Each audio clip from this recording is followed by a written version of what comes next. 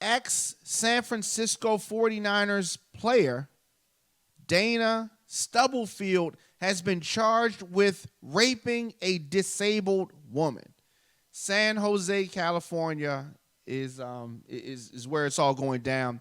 As I said, this former NFL player was charged on Monday with rape of a developmentally delayed woman, prosecutors announced. I mean, this is preposterous. The Santa Clara County District Attorney's Office said that Stubblefield, a former defensive lineman for the 49ers and the Oakland Raiders, allegedly assaulted this woman last year, April the 9th, 2015, at his Morgan Hill home after interviewing her for a babysitting job. Now, he is charged with five felony counts and faces a substantial prison sentence if he's convicted. This is definitely a black eye to his family. I mean, he's no longer part of the team, so I don't know how much that affects him. But whenever you have a former player like this having some of these problems, you're definitely going to throw the team's name in that. But a day before the assault, Stubblefield contacted the 32-year-old woman on a babysitting website. Who knew that they even had these? He arranged an interview and for them to meet up and all of that kind of stuff. Now, the deputy district attorney is saying that this was a crime of violence against a vulnerable victim, and she was definitely assaulted. So what does this assault mean? What could he have done? There's a number of things that he could have done. He could have obviously touched her in some way that was inappropriate, but I'm sure it goes a lot deeper than that. Now, bail for Stubblefield, who is 45 years old, is set at $250K. His arraignment is scheduled to take place within 24 hours, and this is just unbelievable.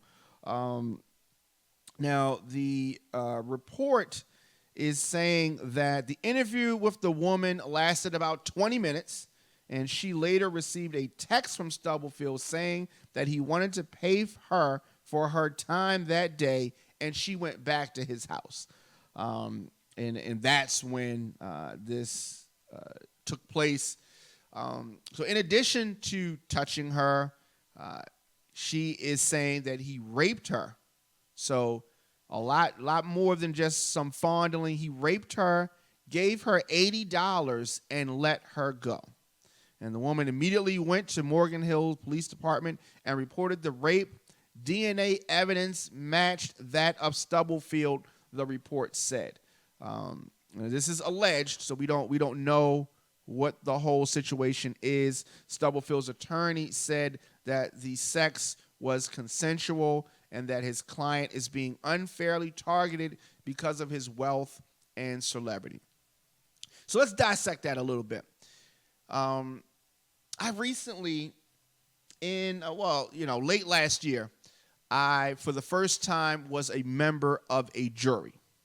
So, got your jury selection. I got put on a trial, and the trial was similar to this in the regard that it was about someone who was accused of a crime, accused of a sexual assault. And the lady said that it was rape. The defendant said that it was consensual. And it's basically his word against hers. Now, in this case, it's going to be very similar. You can clearly see the direction that they're going to take with it. The defense is going to say that, her disabilities, that maybe she's hallucinating, maybe she's mistaken, maybe she can't be trusted, etc. And, she's going to be saying, of course, that he raped her and took advantage of her, but gave her the $80. And that's the weird part about it. So he gave her the $80. Now, if this was consensual sex, then he essentially, paid her for the sex. That right there is bad for him because at the time he was married. Now, if he raped her and then had the audacity, the gall, and the nerve to throw $80 down. I mean, that's just adding insult to injury. Either way, he's going to get what he deserved because bare minimum, he stepped out on his wife, who is filing for divorce now. But Stubblefield provided prosecutors with a lie detector and results with evidence that shows the sexual encounter last year was consensual, including proof that the woman asked his client for a job and money afterwards. So you can kind of see where this is going. He's going to say, if I raped her, why is she contacting me later for a job? Now, that could, this kind of could go in the direction of she didn't get what she wanted from him. She didn't get a job. She didn't get any of these things. And so now she's coming with the rape allegations. But the difference is that she went straight forward after this alleged rape took place.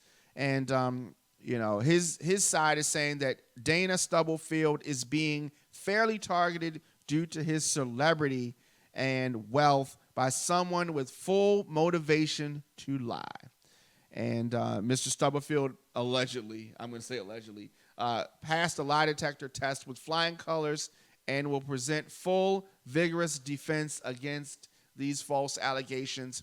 Who administered the lie detector test? I'm sure that they're not going to just rely solely on the lie detector test that that the lawyers for this ex-San Francisco 49ers player, Dana Stubblefield, it's unfortunate when these guys are in the limelight, and this does happen.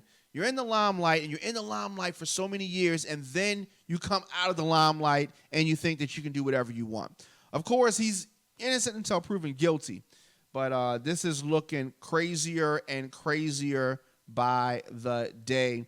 Now, as I said earlier, his wife has filed for divorce, and she is seeking to end the nearly 7-year marriage to the former NFL star. If you're going to lose this whole thing, you're going to lose a lot of money, legal fees for defending this rape allegation, legal fees for fighting your wife.